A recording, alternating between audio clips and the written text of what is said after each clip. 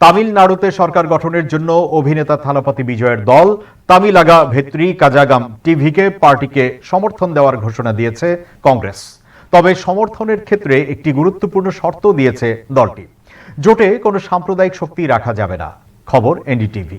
Tamil Nadu Congress committee এবং Congress legislative party CLP টিভিকে সরকার গঠনে পূর্ণ সমর্থন দেওয়ার সিদ্ধান্ত নিয়েছে বলে জানিয়েছেন অল ইন্ডিয়া কংগ্রেস কমিটির তামিলনাড়ু দায়িত্বপ্রাপ্ত নেতা গিরিশ চোদাঙ্কর। এক বিবৃতিতে তিনি বলেন, আমাদের সমর্থন এই শর্তে থাকবে যে টিভিকে এমন কোনো সাম্প্রদায়িক শক্তিকে জোটে রাখবে না যারা ভারতের সংবিধানে বিশ্বাস করে না। কংগ্রেসের 5 জন বিধায়কের সমর্থন পাওয়ায় বিজয়ের দল টিভিকের সমর্থন সংখ্যা বেড়ে দাঁড়াবে 112-তে। এর আগে দলটি 107 আসন নিয়ে একক বৃহত্তম দল হিসেবে আত্মপ্রকাশ করে।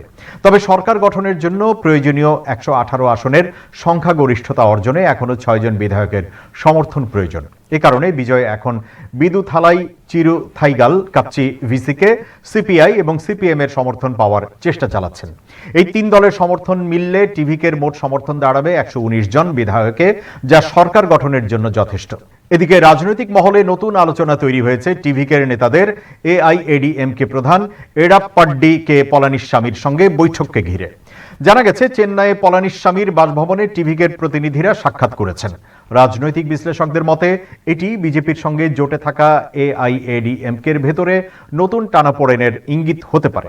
কংগ্রেস আরও জানিয়েছে, টিভিকের সঙ্গে তাদের জোট শুধু সরকার গঠনেই সীমাবদ্ধ থাকবে না।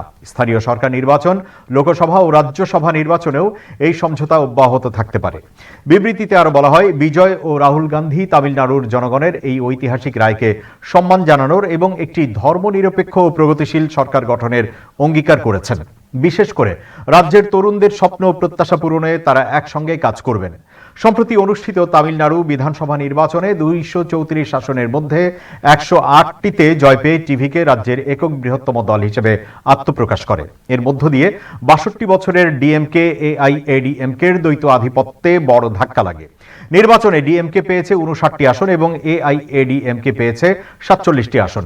বিজয় ত্রিচি ইস্ট ও পেরাম্বুর 2টি আসনেই প্রতিদ্বন্দ্বিতা করে জয় পেয়েছেন।